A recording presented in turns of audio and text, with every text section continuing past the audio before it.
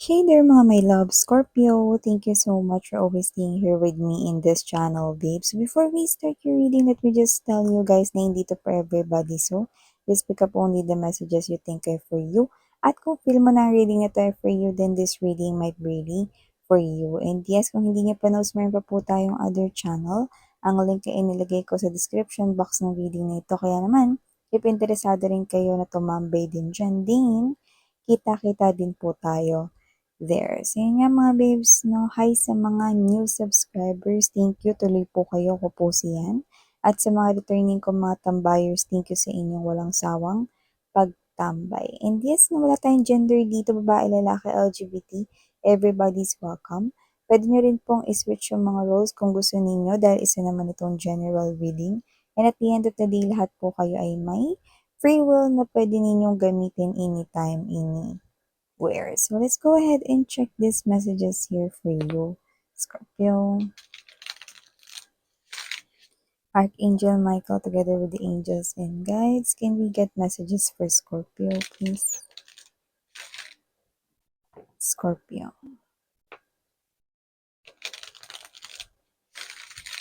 What the Scorpio needs to know?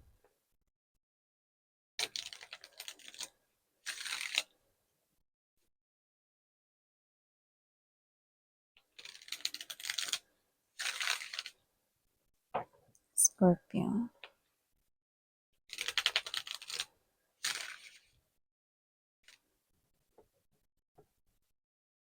Okay.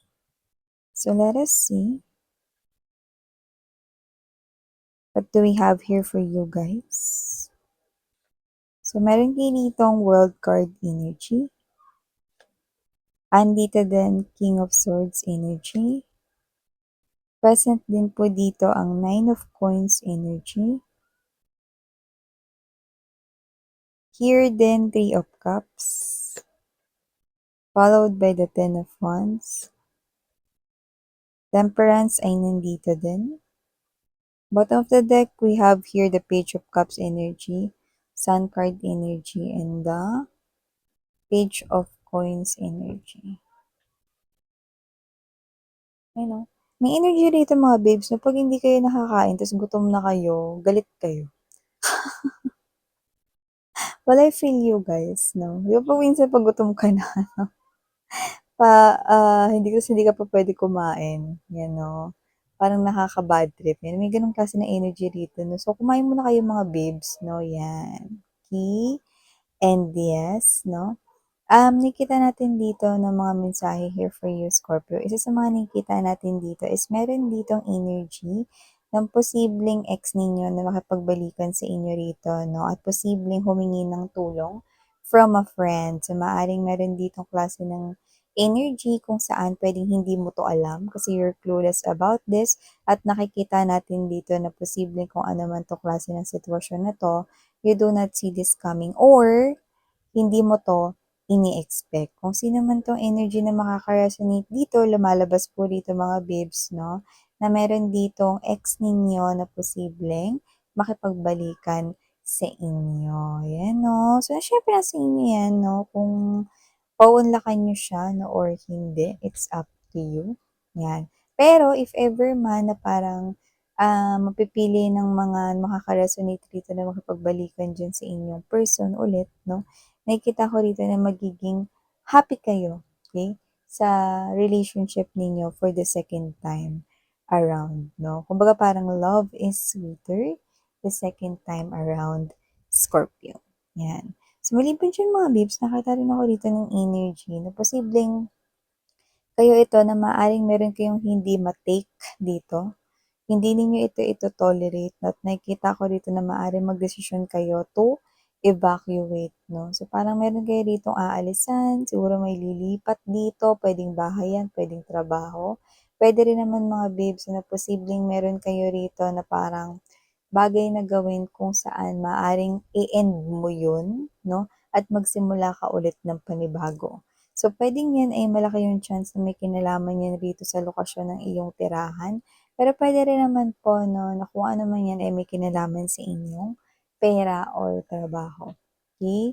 So, nakikita ko rito na hindi ka naman diyan padalos-dalos sa gagawin mo 'no, at nakikita kong pag-iisipan mo yang mabuti at kung ano man ito makakuha ka ng peace of mind dito. May calmness and serenity tayong nakikita dito. At sa mga lilipat naman ng bago ritong tirahan 'no, nakikita ko na mas maganda yung magiging environment ninyo doon 'no, like less tsismosa siguro or parang wala masyado rito na parang ingay 'no or yeah, tahimik lang 'no. So, definitely yun yung ideal mong lugar kung ano talaga yung gusto mong ideal na lugar na pagtirhan 'no. So, siguro maganda yung neighborhood 'no, tahimik 'no, walang gulo, ganyan, okey. Unlike dun sa inyong previous na pinagtitirahan, yan 'no. So, maliban diyan nakita rin tayo dito Scorpio 'no, na meron ditong energy kung saan mukhang meron ka ditong matagal na hinintay regarding sa iyong money. Puwedeng investment yun at puwedeng hinintay mo rin talaga na mag-grow at nakikita ko na kung ano man yun, yan excuse me, kumikab lang 'no, yan 'no. So, kung ano man yan mga babes, nakita ko rito na matagal mong inantay yun 'no, na mag-grow yung pera mo or matagal mo na parang pinag-effortan yung bagay na yun. So, nakikita ko that you will harvest yung fruits of your labor. Yan, no? So, yung iba, pwedeng promotion yan. Yung iba naman, posibleng may nakakota dito or meron kayong incentives. Yan. So, maliban dyan, nakakita rin tayo rito no, ng energy for you, Scorpio, na posibleng meron dito na hindi mo lang siguro napapansin pero tingin ko this person right here is may gusto siya sa'yo and he or she is happy kapagka ikaw ay around him or her. So parang siguro dahil humahalo siya rito sa iba na hindi mo masyadong napapansin 'no, pero meron siya ritong pagka-gusto sa inyo, mm. So lumalabas at this person right here 'no is nakikihalubilo siya rito sa iba so parang hindi lang rin din siguro siya nagiging obvious sa kanyang emotions and feelings for you, Scorpio, 'no, pero gusto ka niya or may gusto siya sa'yo.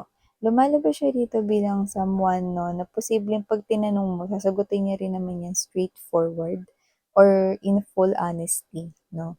So, nakikita ko dito na hindi niya yan ililihim sa'yo 'no, at makakuha ka dito ng diretsang sagot na pero yung sabihin mo na mauna siya like sasabihin niya sa'yong crush ka niya or whatsoever 'no. So, hindi ko nakikitang gano'n. Pero if ever man na itanong mo 'yan sa kanya ng diretso like, "Crush mo ba ako?" Puwede ka niyang sagutin ng diretso. Yan. So, maliban diyan nakikita ko rin dito na mukhang mate-test or mapu-put into test ang inyong pasensya. There's someone right here na nakikita ko dito na posibleng uubos ng pasensya mo or sabihin lang natin na parang pinaglalaban niya kasi yung sarili niyang opinyon. Wala namang masama dun pero sana makinig din siya sa opinyon ng iba. So, nakita ko dito Scorpio na kung sino man siya dito posibleng uminit yung ulo mo sa kanya 'no, at posibleng magkasagutan kayo, okey? Maaaring kasamahan sa trabaho yung nakikita ko dito na sagutan mo rito, yan. Huwag kang mag-alala wala namang pisikalan rito 'no or wala naman ditong balyahan. Pero yung, lakas at intensity ng boses, yan ang nakikita natin dito. Okay, sigawan, gano'n, 'no. So, maliban diyan Scorpio nakita rin tayo dito ng energy na mukhang meron kayong pa-party-parting pinaghahandaan, kayo ba nag-organize nito o kasali kayo dito sa mga nagpe-prepare, 'yan 'no. Puwedeng 'yan ay company outing or puwede rin naman sa family 'no, dahil alam niyo naman holiday season ngayon. So, nakita ko dito na posibleng meron kayo ditong pinaghahandaan 'no, na puwedeng occasion, event 'no, personal man yan or related sa inyong trabaho, nakita natin dito na ikaw ito na posibleng isa sa mga in charge. Tsaka may excitement tayong nakukuha sa iyong energy. No? Parang excited ka about something here. No? So parang ikaw ito na nag enjoy ka sa pag-aasikaso nito. Yan. So, if you're someone here naman dealing here with a special person, like alam mo, no? Like kayo nitong person na to or like asawa mo siya, boyfriend mo siya, girlfriend mo siya, nakikita ko rito na kung sino man siya rito, Scorpio. This person right here is meron siya ritong pasabog. Yung pasabog, miss yan.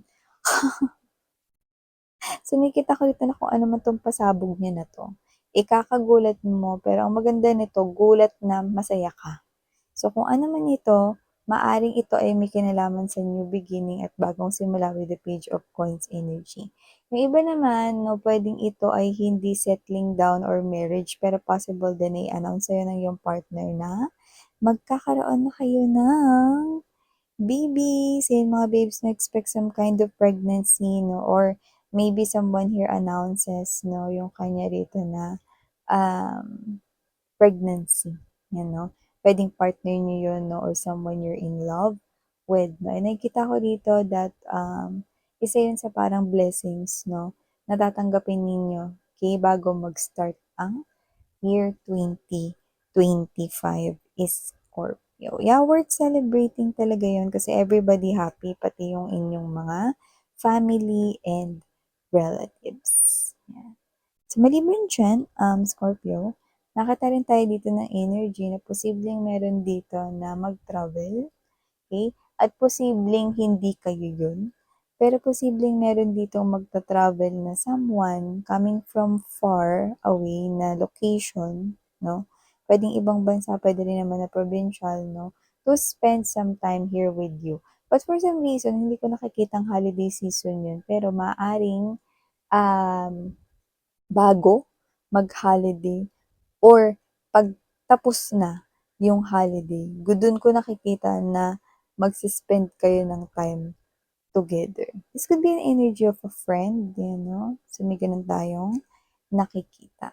So, maliban diyan, Scorpio, meron din ditong lumalabas 'no, na posibleng, meron ditong information na parang hindi ko alam 'no, pero parang ganito yung nakukuha ko rito. Parang meron ditong information na parang yun yung intindi mo sa meaning nun, pero hindi pala yun yun, okey? So, I hope na-gets niyo yun mga babes. So, kunwari may sarili kayong meaning ng isang word 'no, na kapag narinig ninyo alam niyo yung meaning, okey? Pero parang ang tagal mong alam na yun yung meaning nun, hindi pala yun yun. Or nagkaroon kayo rito ng ibang parang meaning dun sa word na yun, okey? So, I hope um, naiparating ko ng maayos yun, parte na yun ng mensahe. Kasi parang ganun, eh, 'no? Siguro parang meron kayo ritong pagkaintindi, puwedeng hindi word, puwede rin naman na idiomatic expression, pero hindi pala yun yung meaning nun or meron kayong nabuo na parang bagong meaning out of that, 'yan. Okay. So, maliban diyan nakita rin ako dito ng mga single na hindi na mananatiling single. Ang taray 'no? Pero for some reason nakikita ko rito na kung, magiging in relationship na ang mga status ng mga singles diyan, possible na 'yan ay papuntang middle pa or kalagitnaan ng year 2025. Pero yung tao kung kanino kayo mai-inlove ay posibleng pumasok na sa life ninyo or nasa, vicinity na, like malapit na 'no, ninyong makilala, 'yan. Kung sino siya, mabait talaga siya, deep inside 'no, pati yung kanyang outside na aura 'no, is napaka-neat niya and at the same time 'no, may energy siya na maayos siyang kausap, you know. Hindi ko alam kung ba't ko nakuha yung maayos siya kausap na siguro siya yung klase ng energy na 'pag meron siyang sinabi makakaasa kang gagawin niya yun, okey? Parang siguro may isang salita rin siya. And at the same time, okey, maayos kausap, baka ito yung klase ng energy na ayaw niya rin kasi na parang nagda-dive into bushes 'no, or parang ayaw niya ng paligoy-ligoy 'no. So, maaaring makaasa ka na itong person na 'to 'no is someone na, magkakaintindihan kayo, okey, talaga. Lalo na kung ang, ang inyong pag-uusapan ay may kinalaman sa inyong trabaho 'no, pero sa iba maaaring sa personal ninyong life, 'yan.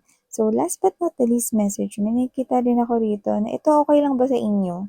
Kasi parang meron tayong nakikita ritong energy na posibleng, banggitin niya sa inyo yung tulong na nagawa niya sa inyo noon, okey? Parang ang dating kasi nito parang porket natulungan niya kayo noon dapat ibalik mo ito.